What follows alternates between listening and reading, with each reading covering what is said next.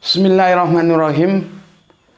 Assalamualaikum warahmatullahi wabarakatuh. Allahumma sholli ala sayyidina Muhammad wa ala ala sayyidina Muhammad. Alhamdulillah, kita lanjutkan kajian-kajian kita. Ada beberapa hal yang perlu aku tanggapi ya. Komentar dari viewer kita ya, teman-teman kita, saudara-saudara kita di unggahan yang kemarin ya.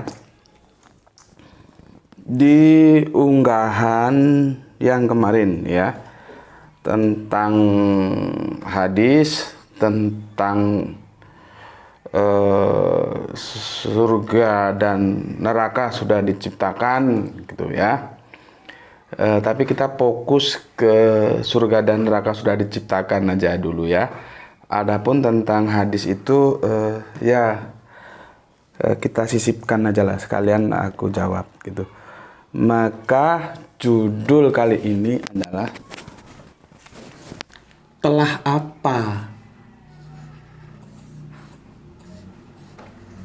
ya, telah apa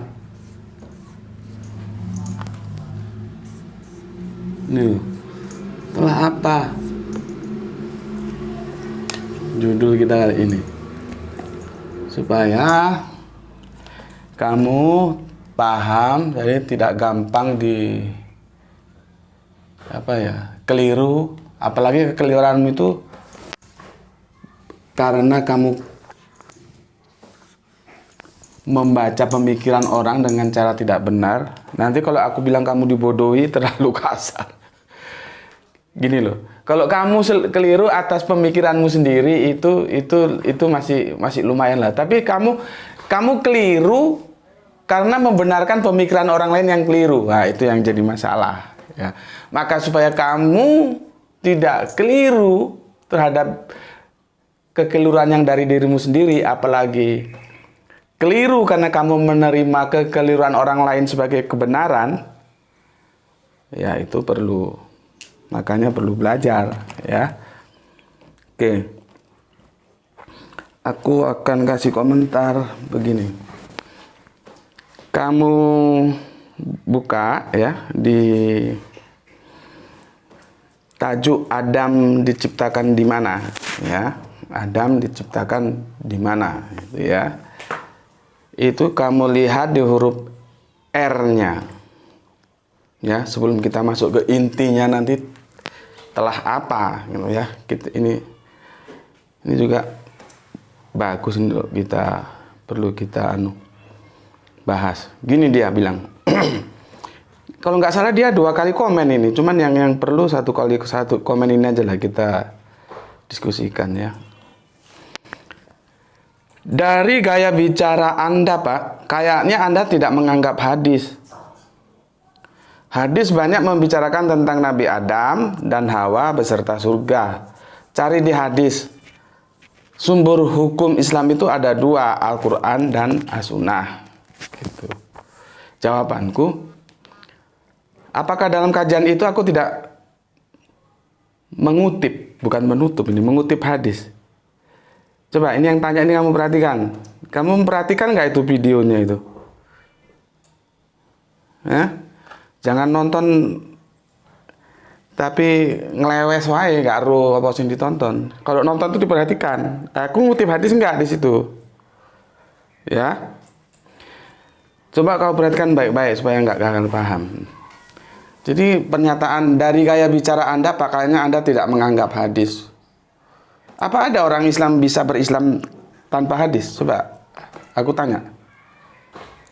Bisa nggak? Coba kamu tanya. Kamu agamanya apa? Islam. Terus kamu bisa nggak berislam tanpa hadis? Mana ada. Semua orang Islam itu harus dengan hadis. Tanpa hadis dia nggak bisa memahami Al-Quran. Sebentar, aku minum dulu. Bismillahirrahmanirrahim. Kamu kalau nggak ngerti itu tanya. Gitu loh. Jangan memberikan sebuah judgement yang itu nggak benar. Tanya, oh nggak apa-apa tanya kok. Atau kalau kamu ngerti hadisnya ya kamu tampilkan hadisnya, kan lebih bagus kita diskusikan bareng gitu loh. Di sini Rubik ini terbuka untuk belajar bersama. Karena aku juga punya keterbatasan, mungkin aku terlewati hadis itu ya. Tapi yang paling penting coba kamu setel ulang lah. Tajuk yang kemarin Adam diciptakan di mana itu. Aku ngutip hadis nggak di situ? Kamu dengar nggak aku ngutip hadis gitu? Supaya kamu nggak mengeluarkan komen yang menurutku orang ke kanan, kamu ke kiri komennya. Gitu. Ya. Sekarang aku jelaskan. Cara pandangmu pun masih cara pandang umum. Ya. Sumber hukum Islam itu ada dua, Al-Quran dan As-Sunnah. Enggak. Sumber hukum Islam itu satu, Al-Quran. Makanya kajian kami itu mengatakan Al-Quran menurut sunnah Rasul. Bukan Al-Quran dan sunnah. Ya. Tapi kalau pandanganmu begitu, oke lah, aku hormati. Tapi aku tidak begitu. Jadi kalau kami ngaji itu, kelompok kajian kami itu Al-Quran menurut sunnah Rasul. Artinya Al-Quran ini tidak boleh dipahami menurut sunnah selain Rasul. Jadi Al-Quran ini harus dipahami menurut sunnah Rasul. Makanya kelompok kajiannya AMSR, Al-Quran menurut sunnah Rasul. Kenapa harus menurut sunnah Rasul? Supaya kamu paham gitu loh. Kenapa harus menurut sunnah Rasul? Karena ini Al-Quran nih ya. Ini Al-Quran supaya kamu jelas. Ini Al-Quran ini dikepercayakan oleh Allah lewat malaikat kepada Kanjeng Nabi Muhammad. Kamu lihat kajianku tentang apa ya dulu? Milad mungkin, tajuknya milad. Ya, tentang milad. Di sana ada tentang apa tuh yang 10 malam terakhir itu apa le? Lailatul Qadar. Di sana ada Lailatul Qadar. Ya, bagaimana Kanjeng Nabi Muhammad itu diwisuda, diangkat menjadi rasul setelah dia lulus pendidikan Al-Qur'an. Gurunya siapa? Malaikat. Kalau kamu lihat sirah Nabawi ya di Abdurrahman Puri atau siapa itu yang tebal itu Nabi itu sekitar 35 kali Ramadan. Kalau hari-hari biasa cuma 3 hari ke Gua Hira. Ya. Sehingga akhirnya lulus maka diwisuda menjadi rasul, menjadi guru Al-Qur'an. Jadi gampangnya ginilah supaya nggak ruwet-ruwet, supaya kamu lebih gampang memahami. Guru Al-Quran yang berupa manusia itu namanya Kanjeng Nabi Muhammad. Kalau malaikat nggak usah disebutkan, itu dimensinya lain kita kan. Jadi yang paling expert menjelaskan Al-Quran ini ya Kanjeng Nabi, bukan yang lain. Makanya Al-Quran menurut sunnah Rasul. Jadi kalau dia benar-benar sunnah, masalahnya sunnah itu kan relatif. Tapi kalau dia benar-benar sunnah Rasul, nggak mungkin bertentangan dengan Al-Quran. Dan kita nggak bisa berquran tanpa sunnah. Ini kan teori, ini prakteknya bagaimana hidup dan kehidupan Kanjeng Nabi. Makanya dia disebut Al-Quran berjalan. Gitu loh. Paham nggak kamu? Sehingga kami tidak menyebut hukum Islam itu ada dua, Al-Quran dan Sunnah. Seolah-olah ini berdiri sendiri-sendiri. Tidak. Kami menyebutnya hukum Islam itu satu, apa? Al-Quran menurut Sunnah Rasul. Bukan Al-Quran dan Sunnah. Gitu loh. Makanya ngaji itu pahami. Gitu loh. Harus didobrak sekarang. Kejumutan-kejumutan yang membawa orang nggak jadi cerdas itu harus didobrak. Resiko, ya memang resiko harus ditanggung gitu. Dan aku nggak ada masalah resiko mau apa. Nggak ada Al-Quran dan Sunnah itu. Yang ada Al-Quran menurut Sunnah Rasul. Gitu. Karena apa? Rasul paling expert. Rasul paling punya otoritas untuk menjelaskan Al-Quran. Baru nanti sepeninggal Kanjeng Nabi, para alim ulama. Gitu loh. Itu pun harus hati-hati. Alim ulama jangan kasih cek kosong. Karena dia bukan Nabi. Kemarin kan aku sudah jelaskan, kalau Nabi itu apa yang diberikan terima, apa yang dilarang tolak, tinggalkan. Jadi kalau kamu ngikuti kajian-kajianku itu secara menyeluruh, rutin, kamu paham kerangka berpikirku. Tapi kalau kamu ujuk-ujuk masuk dan komenmu nggak genah, ya repot. Ya, jadi yang paling expert menjelaskan Al-Quran itu adalah guru dari segala guru kita, yaitu Kanjeng Nabi Muhammad. Tidak ada yang lain. Makanya Al-Quran menurut Sunnah Rasul. Sehingga yang namanya Sunnah, kalau dia memang benar-benar Sunnah, tidak mungkin bertentangan dengan Al-Quran. Karena kalau dipahami seperti ini, ya, nggak bisa. Karena Al-Quran itu absolut, Sunnah itu nggak absolut. Ada yang bilang Sunnah, ada yang bilang nggak. Terjadi perdebatan di sana. Sumber hukum Islam itu ada dua, Al-Quran dan As-Sunnah. Ini kan kacau ini. Al-Quran menjadi berpisah dengan As-Sunnah. Yang benar itu sumber hukum itu hanya satu, yaitu Al-Quran menurut Sunnah Rasul. Begitu. Ya, itu hukumanku untuk kamu. Nggak apa-apa kalau kamu memang punya hadisnya, sampaikan saja, gitu loh. Ya, itu untuk Mas R ya, supaya Anda nggak gagal paham gitu. Dan lagi pula di kajian Adam diciptakan di mana itu aku ngutip hadis. Siapa bilang aku nggak menganggap hadis? Dan tidak ada. Tidak bisa kita berislam kalau tidak menggunakan hadis. Perintah sholat itu banyak di Al-Quran. Tapi bagaimana kita mau sholat kalau nggak melihat Kanjeng Nabi?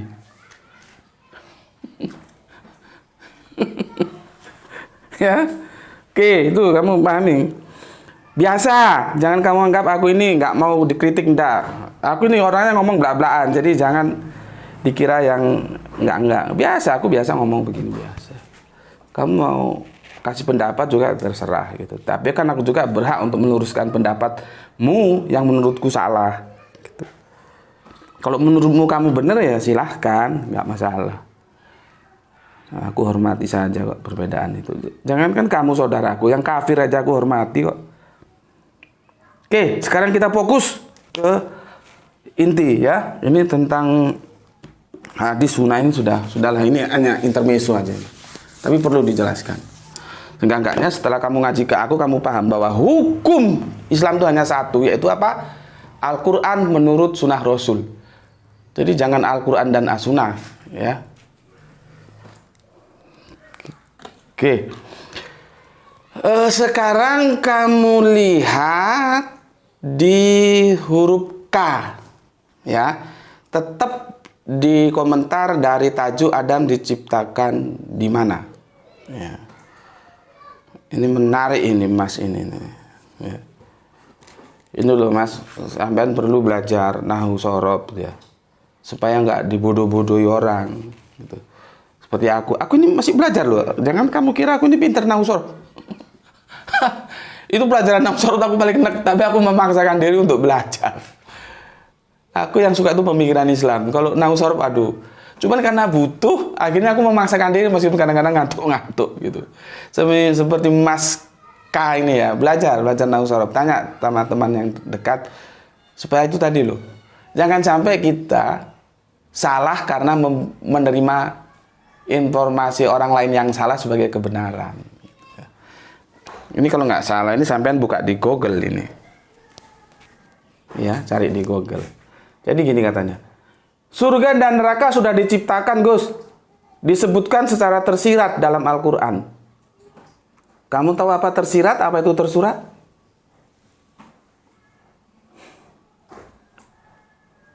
Siapa bilang tersirat? Ya. Dibacakan begini sama dia. Dan surga yang luasnya seluas langit dan bumi telah dikasih tanda kapital semua telahnya. Disediakan untuk orang-orang yang beriman kepada Allah dan para utusannya. Ini aku tulis ya, nanti teman-teman bisa cek ya. Quran, jadi kita ini ngomong tuh harus berdasarkan Qurannya mana gitu ya. Surat apa gue? Surat 57. 57 itu apa? Al-Hadid ya. Coba lihat sini, coba lihat. Ingatku Al-Hadid 57. Surat 57 ayatnya 21 ya. Coba, kalau ada Al-Quran, kamu harus ganteng-ganteng HP-nya nggak ada Al-Quran, tak jewer kupingmu kon. Al-Hadid 57 ya, betul. Betul. Al-Hadid 57, nomor 57. Iya, Al-Hadid. Alhamdulillah. Ini surat Al-Hadid. Surat besi ini, ya. Jadi sampai cek, nanti teman-teman tolong cek ya. Dan surga yang luasnya seluas langit dan bumi telahnya diperbesar ini, disediakan untuk orang-orang yang beriman kepada Allah dan para utusannya. Terus di komentar, jadi surga sudah ada kan? Gitu. Oke, kita biarin dulu. Nanti kita komen. Sekarang Quran surat ketiga Ali Imran ya. Quran surat Ali. Aku kalau salah tolong diingatkan loh ya. Kadang-kadang lain ngomong lain ditulis. Ini surat 3 nomornya 131. Ini pendek kok. Dan hendaklah kalian takut neraka yang telah disediakan untuk orang-orang kafir. Nah, jadi ada juga dia bilang telah di sini ya. Kamu lihat di komentarnya. Jadi aku nggak perlu tunjukkan ini. Oke, sekarang aku mau jelaskan. Kembali lagi ke awal, aku review dulu ke awal kajian kita tentang di mana Adam diciptakan. Aku sudah bilang bahwa surga dan neraka itu sudah ada atau sudah diciptakan atau belum gitu ya. Itu debatable dan aku memang belum tertarik untuk membahas itu, untuk mencari sebenarnya duduk perkaranya bagaimana. Karena aku perlu menjawab Adam diciptakan di mana. Dan itu tidak terpengaruh apakah surga dan neraka itu sudah diciptakan atau belum. Karena surga dan neraka itu kita lihat konteksnya. Seperti aku bilang, baiti janati, rumahku surgaku. Di mana? Di bumi ini. Di bumi ini kan? Itu loh. Semoga paham konteks yang aku sampaikan ini. Oke. Jadi perdebatan apakah sudah diciptakan atau belum surga dan neraka itu biar saja. Nah, sekarang ada yang mengatakan telah Gus, telah diciptakan. Makanya aku kasih dulu telah apa? Gitu loh. Tersurat dan tersirat. Itu harus ada pijakannya, tidak karena dia, apalagi yang tersurat. Tidak hanya oh ini tersirat. Iya, tapi harus pijakannya apa dikatakan tersirat sudah diciptakan. Gitu loh. Nggak boleh ngawur. Namanya itu kamu sekarang gini ya. Kalau kita ngaji Alkitab ya, baik itu Bible maupun Al-Quran, ada yang namanya Eisegese. Ini agak sedikit akademik lah kita, biar kita dianggap orang pinter ya. Meskipun sebetulnya kita ini ya nggak orang pinter. Jadi jangan kalah sama orang-orang doktor, profesor yang sudah alumni teologi, sekolah di mana sekolah juga nggak ngerti itu ya. Pura-pura ngomong pinter aja. Jadi ada dua metode, eisegese, exegese, gitu ya. Nih, supaya kamu juga nanti ngerti ya. Di sini nampak nih. Ada eisegese. Ada exegese. Apa ini artinya? Ya. Exegese itu kamu tunduk terhadap Alkitab. Eisegese, kamu menundukkan Alkitab. Nah, ini yang tidak boleh. Ya.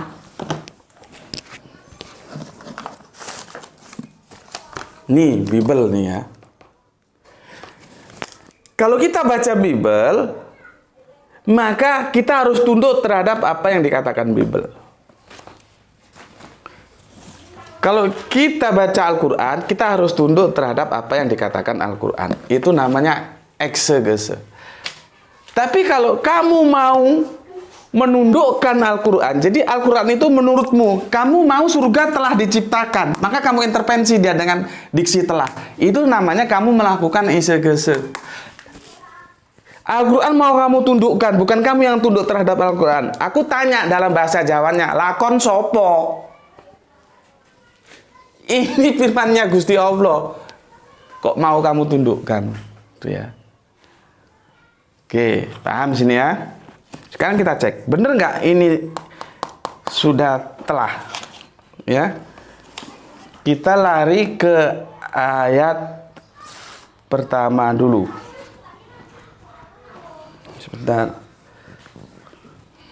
Ya.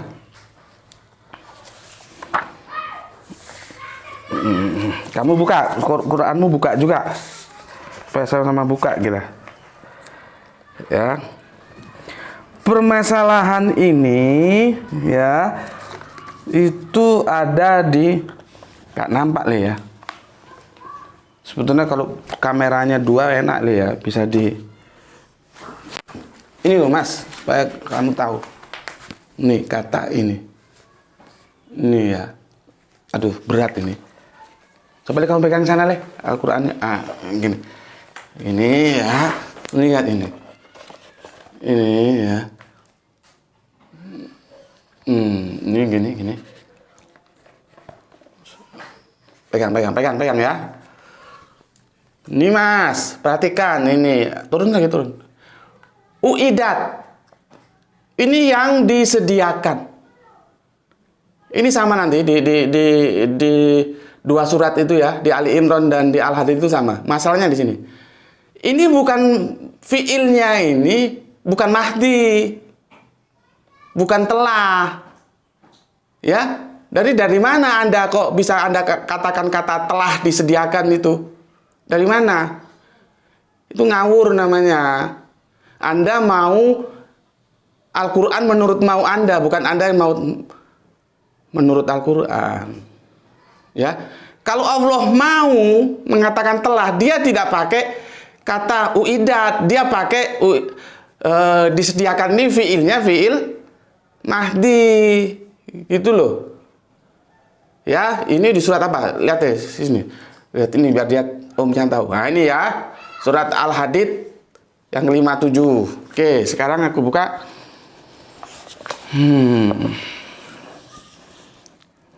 Nih. Ini kasih tahu ini. Aduh, nggak ketok. Nih ya. Disediakan, bukan telah disediakan. Anda nambahi dari mana diksi telah itu? Jadi kalau Anda bilang itu tersirat apanya? Pijakannya nggak ada. Kalau memang mau ngomong telah disediakan, Allah pakai fi'il mudhari', fi'il mahdi. Itu loh. Uidat, disediakan, nggak ada telahnya ini. Ya, kayak ini surat yang Ali Imran. Ya. Jadi jangan nambah-nambahin telah dari Hong Kong apa.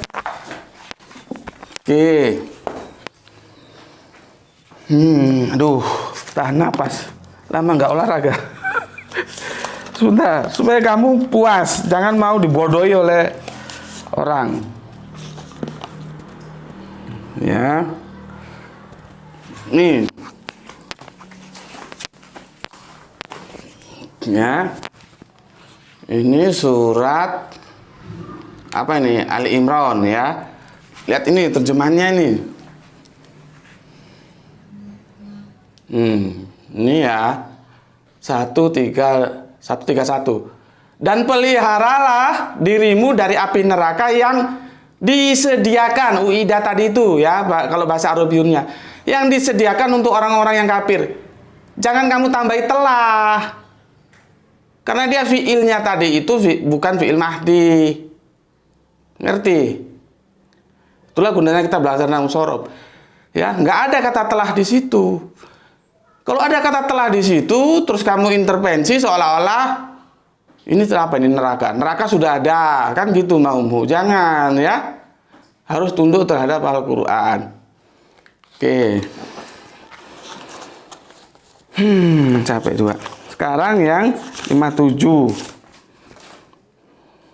57. Nih, lihat. 57 ya. Nih, yang nomor berapa ini? 21.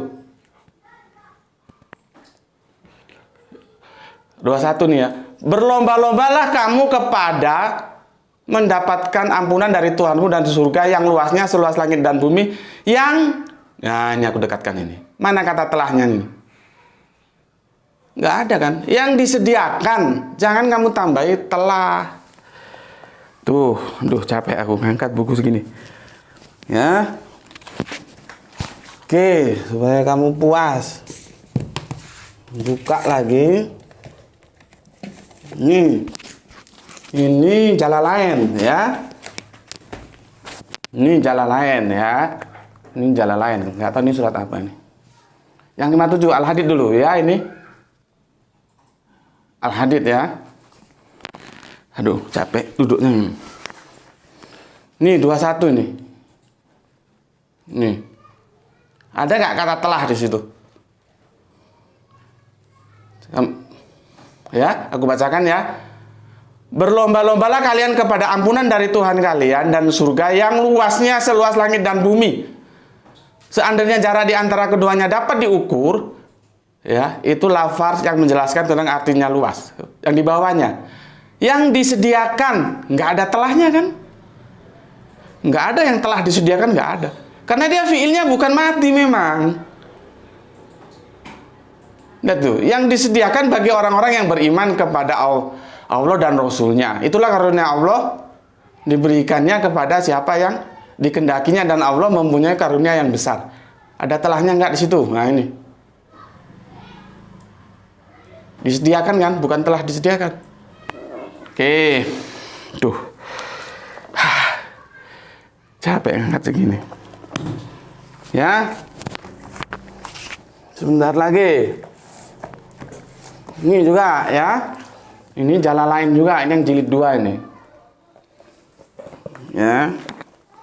Nomor berapa, Le? 131. Nih ya, 131. Ya, ini nomornya ya. Ini. Apa katanya? Jagalah dirimu dari api neraka yang disediakan. Mana telahnya? Nggak ada kan? Bagi orang-orang yang kafir, janganlah kamu sampai disiksa di dalamnya. Disediakan ini. Ada nggak telahnya itu? Lihat ini, ada nggak telahnya di sini? Disediakan. Duh, capek. Aduh, ngangkat buku segini seperti olahraga. Lama nggak olahraga. Biasanya aku lari sama badminton sukanya. Bentar, minum dulu. Ya. Bismillahirrahmanirrahim. Ambil deh, handphone Bapak yang kecil. Ya, semoga dari penjelasan ini kamu paham dengan jelas bagaimana kita cara memahami informasi yang disampaikan ya. Permasalahannya ya di 2 ini lihat nih. Mana yang biru? Oh ini. Ini ada diksi ya. Ini ada diksi ini. Uidat.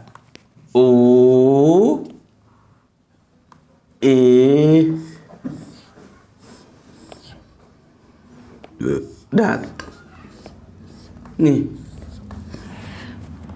Dan ternyata diksi itu bisa diartikan lain ya, sinonimnya polisemik dia ya, dijanjikan. Dijanjikan terhadap siapa? Ya kalau neraka itu terhadap orang yang kafir, kalau surga terhadap orang yang iman. Kalau nar itu kepada yang kafir, kalau jannah itu kepada orang beriman. Kafir terhadap apa, iman terhadap apa? Ya aku sudah jelaskan itu, jangan tanya lagi itu. Nanti muter lagi ke situ, nggak maju-maju kita. Ya, ada yang bilang disediakan. Kalau kamu baca disediakan. Ya, jadi ada yang mengartikan uidat itu satu. Ya. Dijanjikan, ada yang mengatakan dua, disediakan. Ya. Terserah kamu pilih mana. Kalau aku pilih yang dijanjikan. Ya, tetapi bagaimanapun adanya ini bukan fi'il mahdi. Tidak ada kata telah. Kata telah itu kamu tambah-tambahi supaya Al-Qur'an menurut maumu. Itu loh yang jadi masalah. Gak ono ini telah, ini gak ono. Dari mana kamu ambil telah? Artinya kamu mengalami atau kamu melakukan exegese. Seharusnya orang membaca kitab itu exegese. Ya, gitu. Oke. Jadi aku jelas. Kenapa aku memilih dijanjikan, tidak milih disediakan? Kalau di Al-Quran itu kebanyakan disediakan. Aku milih dijanjikan. Ya. Kenapa? Karena itulah yang aku bilang tadi. Fiction. Kita belum sampai. Kita belum menempatinya. Kita belum ke sana. Dia masih fiction. Dia berbicara tentang masa depan. Makanya dijanjikan. Tapi kalau kamu bertahan tetap disediakan, ya monggo lah, terserah. Ya, cuman yang fatal tadi ketika kata ini diintervensi, ditambahi diksi telah. Aduh. Berapa lama ya? Aduh, sudah setengah jam. Aku kira cukup ya. Itu untuk teman-teman. Untuk Mas apa tadi itu aku lupa. Tapi aku suka apa namanya itu? Kritik-kritik kalian suka, aku suka, enggak masalah. Cuman maksudku begini loh. Kalau nggak ngerti itu tanya, jangan membantah gitu. Kamu membantah dengan kebodohanmu itu bikin orang males aja. Yang Kristen, yang Islam juga kalau nggak ngerti tanya gitu. Jangan kamu nggak ngerti kamu bantah. Aku ini kalau mau dapat jawaban dari aku itu minimal dia tanya harus sopan. Itu aja. Kalau sudah nggak sopan males aku baca. Harus beda dong, manusia dengan babi itu harus beda. Kalau manusia itu ada etika gitu ya. Oke. Itu dulu penjelasanku. Semoga kalian paham ya. Telah apa? Assalamualaikum warahmatullahi wabarakatuh.